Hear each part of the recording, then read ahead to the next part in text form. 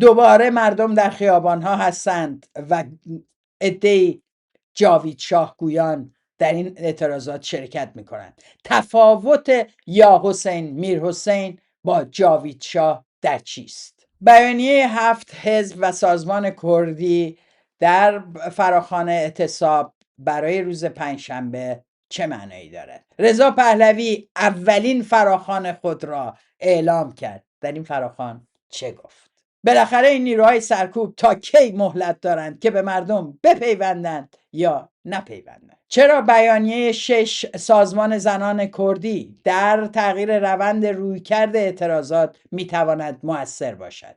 شادی امین هستم. در این برنامه ولتاژ به این سوالات پاسخ میدم. همونطور که میبینید این برنامه خارج از روزهای معمول انتشار ولتاژ تهیه شده. دلیل این امر این هستش که بسیاری از شما در کامنت ها لطف کرده بودین و خواسته بودین که این برنامه زمانش بیاد پایین، در عین حال بتونیم روزهای بیشتری برنامه منتشر بکنیم که بتونیم زنده تر به مسائل روز ایران برخورد بکنیم. من این پیشنهاد شما رو به جان دل شنفتم و دارم تلاش میکنم که اجراش بکنم. امیدوارم پاسخگوی تحولات سریع و هر روزه در جامعه ایران باشیم و بتونیم به این نکات بپردازیم. دوستانی که کانال رو هنوز سابسکرایب نکردن میتونن این کار بکنن تا در صورت انتشار هر ویدیویی مطلع بشن. کامنت و لایک رو فراموش نکنین. کامنت های شما خیلی کمک میکنه به بهتر شدن برنامه و نکاتی که براتون مهمه رو ذکر بکنین و سوالاتی که فکر میکنین مهمه به بحث بذاریم. این امر در عین حال باعث میشه که یوتیوب این برنامه رو به عده بیشتری معرفی بکنه و از این جنبه شنیده شدن این صدا رو در عرصه بیشتری فراهم بکنه. به شکل توی این روزهای سخت من دلم با شماست، با همه شمایی که توی ایران هستین این برنامه رو میبینین، با همه شمایی که دلتون با ایرانه و بسیار متاسفم که نمیتونم توی خیابون‌ها، توی هر جایی که شما هستین و امروز دارین مبارزه میکنین و خطر میکنین کنارتون باشم، ولی دلمون با شماست و میدونین که ما هم روزهایی در همون خیابون‌ها همونجوری دویدیم، همونجوری شعار دادیم و البته خوشحالیم که امروز شماها بسیار بسیار بیشمارید و با چنین آگاهی و قدرتی تو خیابون‌ها هستید. ما به شما میبالیم. 12 روز از آغاز اعتراضات در ایران که با اعتصاب بازاریان در تهران شروع شد میگذره.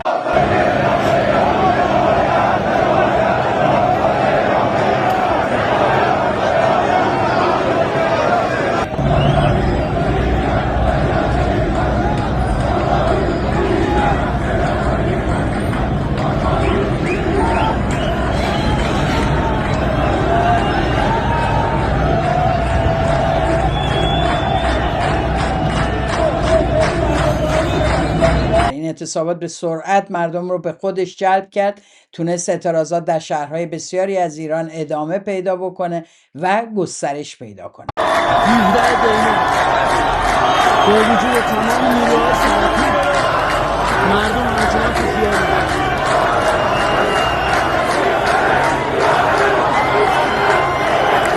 تمام جمعیت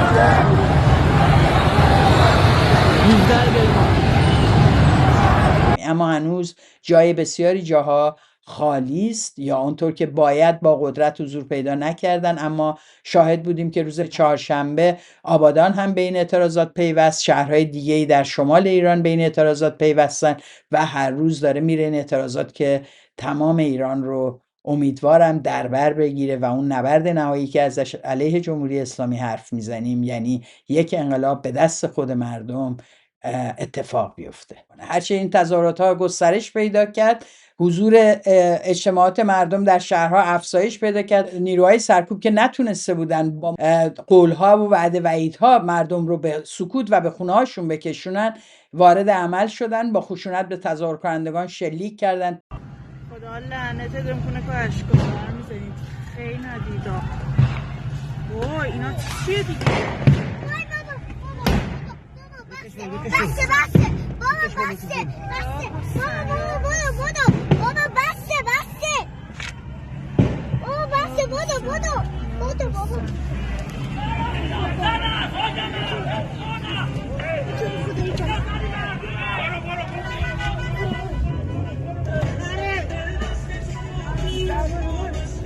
بابا بسه بابا بسه بابا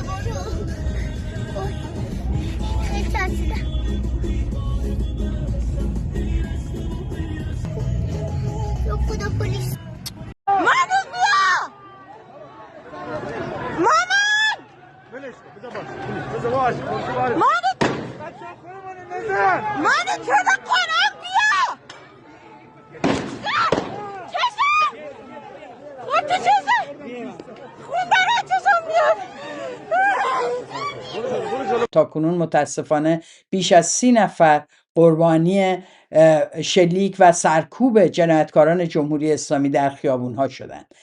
این وضعیت در شرایطی داره صورت میگیره که مردم نگرانی‌ها و خواسته های بیشماری دارن. رفتن جمهوری اسلامی تنها پاسخی است که اونها برای حل معضلات زندگیشون دارن و واقعیت اینه که میدونن هر قولی از سوی حاکمیت یا حتی امروز اگر برن خونه هاشون امکان این که در آینده نزدیک بتونن از یک زندگی عادی حتی برخوردار باشن وجود نداره. وضعیت خرابه و رفتن جمهوری اسلامی آرزویی است که این مردم سالهاست دارن تو خیابونها فریاد میکنن و به نظر میاد که این بار وسعت این اعتراضات و خشم نهفته در درون مردم که تفاوتی که با دوره های گذشته و اعتراضات داره، البته این رو در وجه غالب میگم، این هستش که در بسیاری جاها معترضین به نیروهای حکومتی حمله میکنن. یعنی نه فقط در دفاع از خود، بلکه وقتی اینها حتی دارن فرار میکنن بهشون حمله میکنن.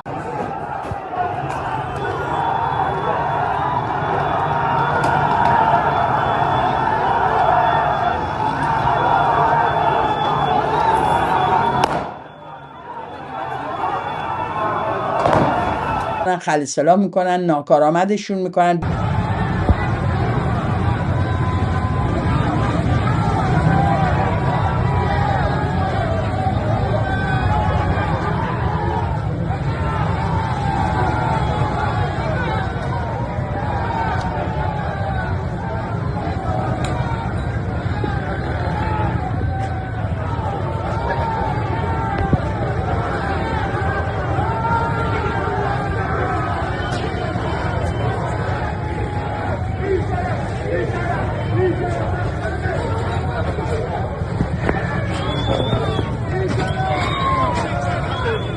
به اماکن دولتی حمله میکنن.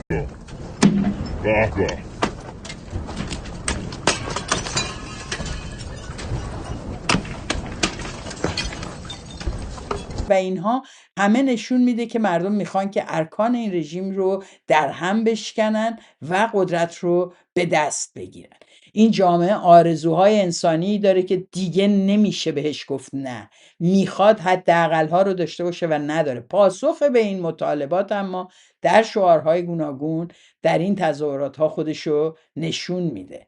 شعارهایی که صحبت از فقر و فساد و بیداد میکنه و علیه استبداد شعار میده و میخواد که آلترناتیوی برای اینها پیدا بکنه، یا شعارهایی که میخواد آلترناتیوی در مقابل خامنه‌ای پیدا بکنه و صحبت از جاوید شاه میکنه. این تقابل میتونه یکی از نقطه ضعف‌های این جنبش باشه نسبت به جنبش زن زندگی آزادی که این شعار تونست عمومیت و مقبولیت پیدا کنه و همه رو متحدانه بیاره علیه جمهوری اسلامی در خیابان‌ها. و اگر اون جنبش میتونست با مطالبات اتنیکی، مطالبات کارگری و مطالبات دیگه اون جامعه پیوند قوی بخوره و ادامه پیدا بکنه، شاید ما امروز اینجا نایستاده بودیم. اینها نکاتی است که به نظر من اومد در جمع‌بندی اعتراضات تاکنونی. گفتم که گستردگی لازم رو نداشته. هنوز در بسیاری از مناطق ایران معترضین چشم به راه هستن که اونها هم بپیوندن. بخش‌های زیادی از جامعه امروز درگیر هست، فرهنگیان، کارگران، زنان، همه اینها اطلاعیه دادن، دفاع کردن، شرکت دارن در این اعتراضات و تظاهرات ها و با خواسته های خودشون دارن کم کم به گستردگی و رنگارنگی این تظاهرات ها بیش از پیش کمک میکنن که این اتفاق بسیار مهمیه. اطلاعیه 7 حزب و سازمان سیاسی کردستان و دعوت به فراخوان اعتصاب عمومی برای امروز از پنجشنبه اتفاق بسیار خجسته است. اولا اینکه 7 سازمان میتونن با هم بشینن، از حزب دموکرات کردستان تا بخش‌های مختلف سازمان کومله و همینطور پژاک بتونن با هم بشینن و جمع‌بندی معینی رو در تو اوضاع کنونی ارائه بدن و دعوت به اعتصاب بکنن. امر بسیار مهمیه و نشون میده که این اعتراضات تونسته بخش‌های مختلف جامعه رو توجهشو به خودشون جلب بکنه و امروز این احزاب به این نتیجه رسیدن که شرکت در این اعتراضات میتونه قدرت و مشارکت سیاسیشون رو در نظام آینده نیز تضمین بکنه و با این خواسته گام میذارن برای حمایت از مبارزات مردم در جاهای دیگه علیه جمهوری اسلامی. احزاب کرد این بیانیه یا فراخوان رو منتشر میکنن. بلا فاصله در فاصله 1 ساعتش رضا پهلوی ظاهر میشه در رسانه‌ای که در اختیار داره و فراخوان اعتراض برای روزهای جمعه و پنجشنبه، معذرت میخوام ردیف و اون غلط گفت، پنجشنبه و جمعه در ساعت 8 شب میده. من اولین فراخوان خود را امروز با شما در میان میگذارم و از شما دعوت میکنم که این جمعه و پنجشنبه 18 و 19 دی ماه را سر ساعت 8 شب همگی چه در خیابان‌ها یا حتی از منازل خودتون شروع به شعار سر دادن بکنید. و البته تهش هم میگه دوستان میهن پرست من یادشون نره جاوید شاه زیاد بگین که البته بشه یه 20 ویدیویی از توش در آورد دیگه بسه. اولا خود این احزاب کرد دیر این فراخوانو دادن نسبت به آنچه که در خیابان‌های ایران میگذره. یعنی وسعت این تظاهرات ها به جایی رسیده که همه دارن عکس العمل نشون میدن. از کسانی که از روز اول نهادهای مدنی داخل جامعه ایران دفاع کردن و حضور پیدا کردن تا جریانات خارج از کشور. این اتفاق هم بسیار مهم و مثبت هستش. ولی رضا پهلوی به جای اینکه پس از این بیانیه این احزاب کردی بیادش و بگه چقدر خوب دوستان احزاب کرد به این خیزش پیوستن و دفاع کردن و این رو من خوش آمد میگم، امیدوارم جاهای دیگه هم بپیوندن، نه، چون احساس خطر میکنه، چون میدونه که این احزاب پایگاه توده‌ای دارن اونجا، تشکل دارن، سابقه مبارزاتی علیه جمهوری اسلامی دارن، هزینه دادن و برنامه معینی دارن که اون جامعه باهاش خودش رو میتونه تعریف بکنه برای آینده، نگرانه. کنترل از دست دادن برای فردی که میخواد شاه بشه مسئله است. فراخوان رضا پهلوی 1 ساعت بعد از این فراخوان به اعتصاب احزاب کردی نشون میده که هیچ درکی از وحدت ملی که ازش حرف میزنه یا نداره در خوشبینانه ترین حالت، یا ایشون داره دستجات مدافع خودش رو، دستجات طرفدار پیشوا رو سازمان میده علیه بقیه. کمان که بریم ببینین زیر اطلاعیه 7 حزب و سازمان سیاسی کرد عناصر شناخته شده و فعال سایبری سلطنت طلبان چیا نوشتن که دهنتون رو ببندین، سرب داغ نثار شما خواهیم کرد. بعد از داریم میریم که بگیریم. اتفاقا سند هم هست بعد از اینکه این میاد این فراخوانو میده، در من و تو و هوادارانشون در شبکه‌های اجتماعی شروع میکنن به تبلیغات وسیع که به فراخوان هیچ کس جز شاهزاده اهمیت ندید. هیچ کس، فراخوان هیچ کس. به فراخوان‌های خیلی از این صفحه‌هایی که میذارن اصلا لطفاً توجه نکنید. باید محل محور باشه به قول امید. یعنی خودتون توی خودتون باید ببینین که کجا شلوغه و برید. و یا مثلا اگه شاهزاده رضا پهلوی اگه یک فراخوانی بده و شروع کردن به جاهایی بدون اسم آوردن و جاهایی با اسم زدن این فراخوان. ایشون همیشه گفتن که میخوان نقش یک چهره ملی، یک رهبر ملی رو داشته باشن برای همه مردم ایران، فارغ از اینکه در کدوم حزب و گروه هستن یا اصلا گرایش سیاسی دارن. میخوان که برای همه مردم از هر باور، از هر دین، از هر نقطه ایران که هستن، به هر زبانی که صحبت میکنن، این نقش وحدت بخش رو ایفا بکنن، این نقش رهبر ملی، نقش رهبر فراگیر رو ایفا بکنن. در واقع صحبت از وحدت ملی کردن لااقل خودش رو نشون میده که برای اینها حرف بیهوده است. این همه سال همه میگن رضا فراخوان بده، بعد این فراخوان میده میگه مهرگان بگیرین، نمیدونم سیزده به در بیاین تو خیابون عیدو با هم بخندین، روسی کنین، نمیدونم همه اینا رو گفت، آهنگ بخونین.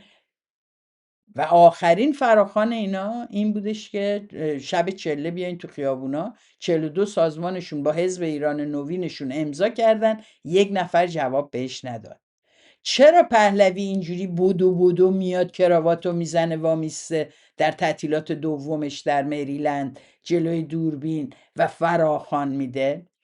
اونم ساعت 8 شب. ببینید امروز تمام روز مردم در جاهای مختلف تو خیابونا بودن، شبم باز خواهند اومد، دیروز به همین ترتیب. یعنی مردم در واقع دارن تاکتیکایی اتخاذ میکنن که بتونن در ساعات مختلف شهر رو اشغال کرده باشن. ایشون به نوعی حتی داره میگه بقیه‌شو نیاین همون 8 شب بیان.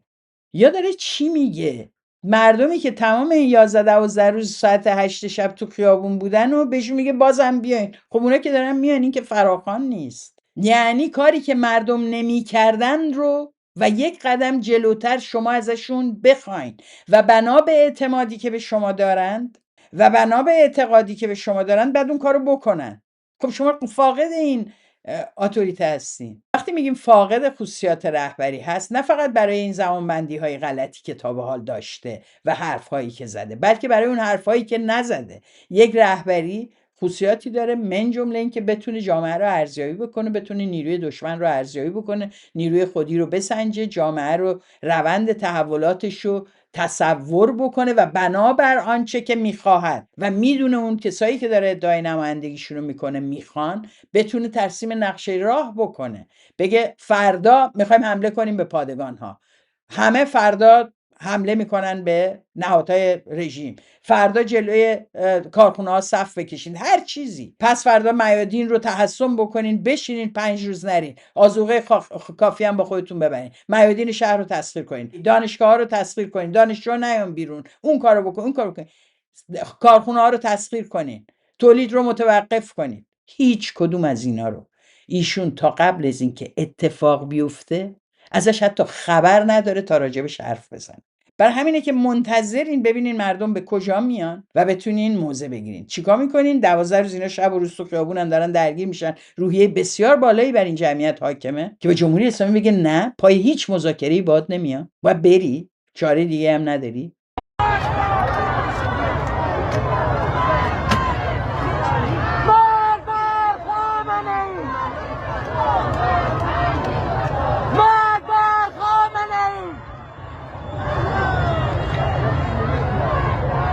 یازده روز 12 روز مردم باید تو ایران هزینه بدن، شبانه در خیابان ها باشن تا رهبر انقلاب ملی بیادش بگه که شب ساعت 8 جمعه و پنجشنبه بیاین و شعار بدین. وقتی از رهبری حرف میزنم، ببینید خمینی واقعیت اینه که به عنوان یک جنایتکار در تاریخ ایران ثبت است. همه ما اون تاریخ زمانی که سر قدرت بوده رو میشناسیم، ولی زمانی که میخواست رهبری انقلاب رو به عهده داشت، ضمن اینکه شورای انقلابش رو صریح و روشن مشخص کرد و اعضاش رو داد، ما هنوز نمیدونیم کابینه رضا پهلوی کیه، در عین حال مشخص از همافرا، از سربازان وقتی راهنمودی میداد زمان داشت، میگم همه این کارو بکنن، اسلحه‌تون رو بزنین زمین، سربازا پادگانا رو ترک بکنن و این اتفاقا میافتاد.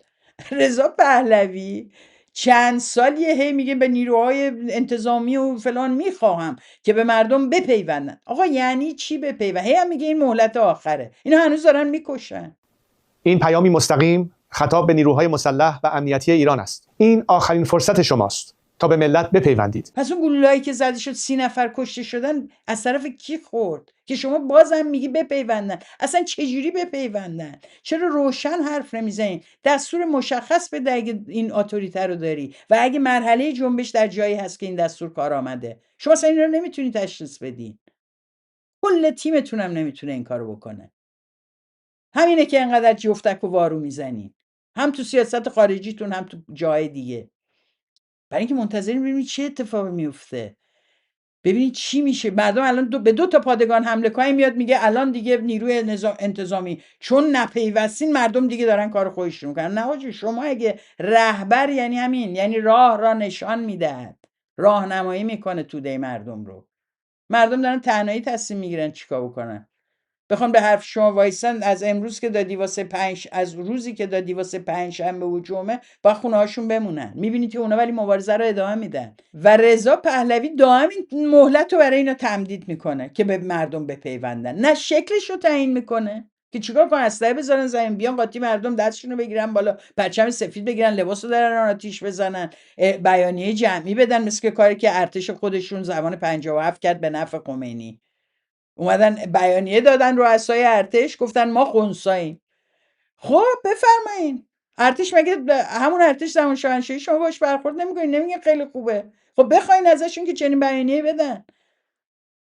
اینه که میبینیم که رضا پهلوی فاقده نه تنها توانایی درک و شعور و جایگاه به لحاظ اتوریته و اعتماد اجتماعی، فاقد اون جایی هست که بتونه قبل از مردم ازشون کاری رو بخواد، نهایتاً تداوم کاری رو که مردم کردن ازشون میخواد.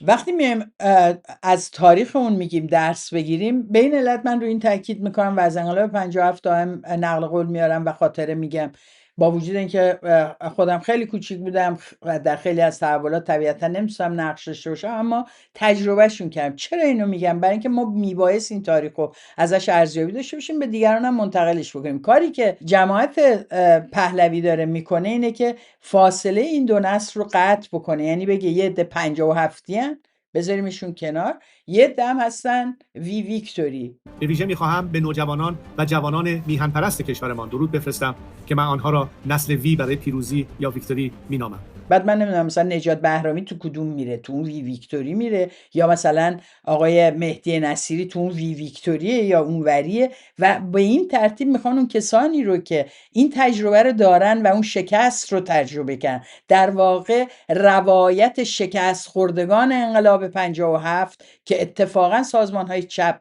و دموکرات اون موقع بودن رو زیر بگیرن. شما فقط روایت جمهوری اسلامی رو میشنوید که اومد و برد و سفارت آمریکا گرفت و پولا رو داد به لبنان و غیره، و روایت خانواده پهلوی که وای چه بدبخت شدن، همه چیشون از دست دادن اما هیچگاه متنفر نشدن از ایران، و همه این سالها هم ایشون خورد و خوابید و منتظر موند که بیادش سر قدرت و زندگیش رو وقف جامعه ایران کرد. این دو روایت داره ارائه میشه.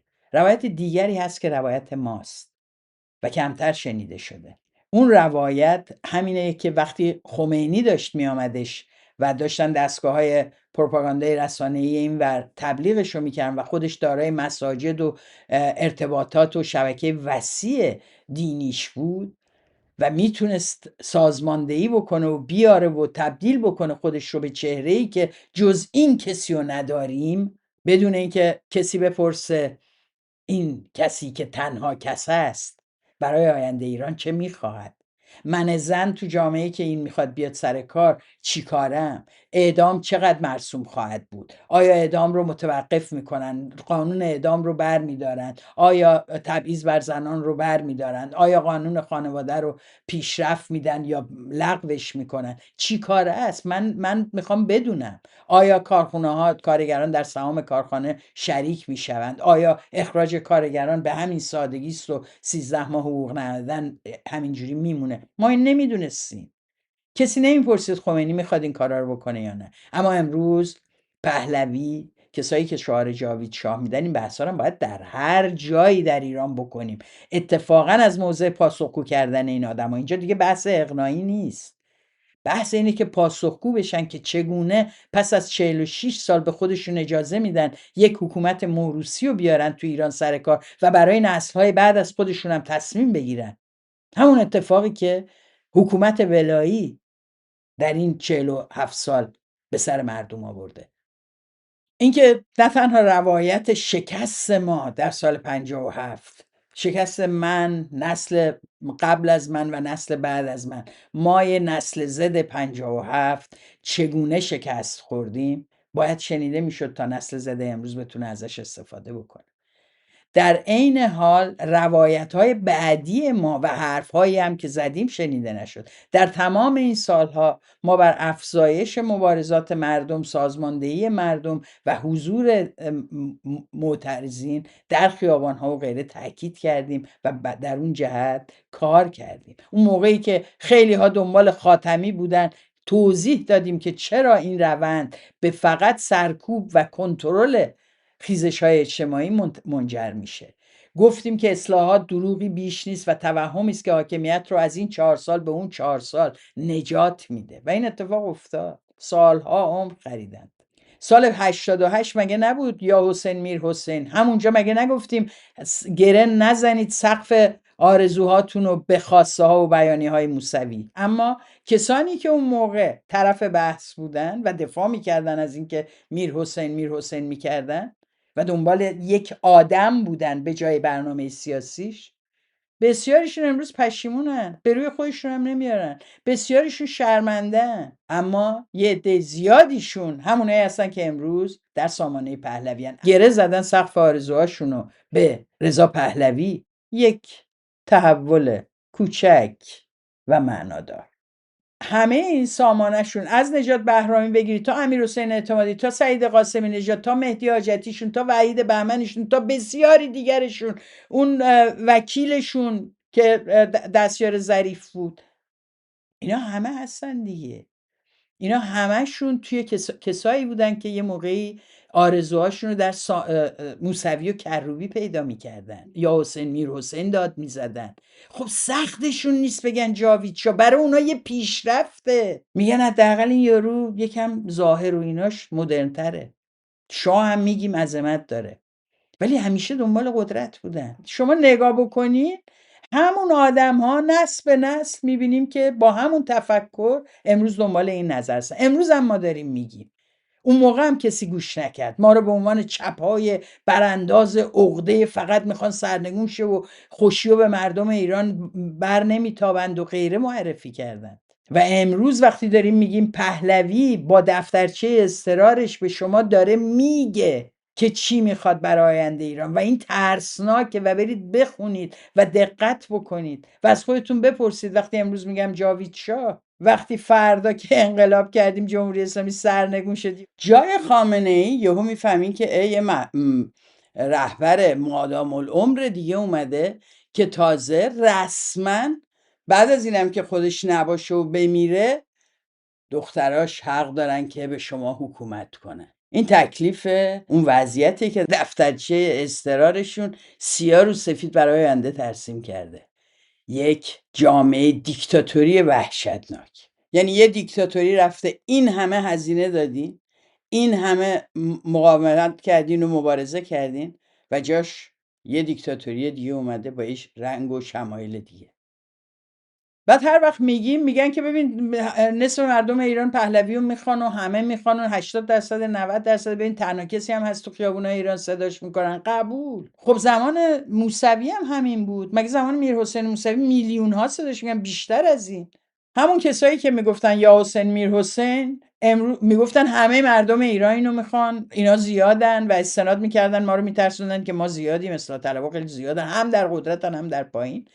خب امروز ما جامعه ایران از اون عبور کرده. امروز دیگه خاتمی و موسوی و غیره مگه یه آدمایی رو از زیر دوباره از یه جایی درارن، ولی واقعیت اینه که از اصلاح طلبی خوشبختانه این جامعه عبور کرد، از سلطنت طلبی هم عبور خواهد کرد. همین امروز ما مسیر بسیار بسیار مهم و پیروزمندانه ای رو طی کردیم. اسم آدم ها در تاریخ این 50 سال گذشته 3 بار در خیابان‌های ایران ما شاهد این قضیه هستیم: خمینی، موسوی و امروز پهلوی.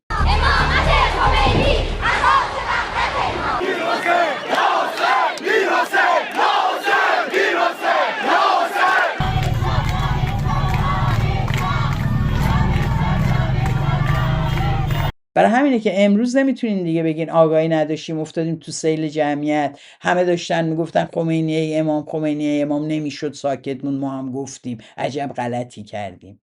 همه داشتن میگفتن جاوید شاه، ما هم گفتیم صدا بره بالاتر، مامورین بیشتر بترسن، ما هم گفتیم.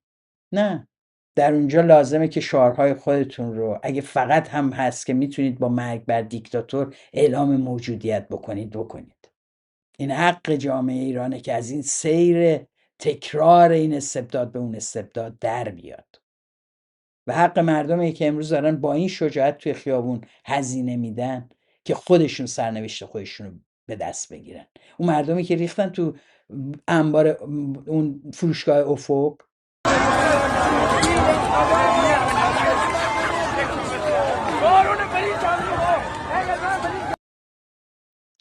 اونا حقشونه که کنترل این سرمایه رو به دست بگیرن. حقشون نیست که برن اونجا رو اشغال کنن، بیارن کلیدشو بدن به امیرحسین اعتمادی بگن حالا شما تصمیم بگیرین با این میخواین چیکار کنین. و اجازه نداریم ما بذاریم که این اعتراضات مردمی، این میزان خشم و خروش مردم علیه نظام جمهوری اسلامی مصادره بشه یا بیراهه برده بشه.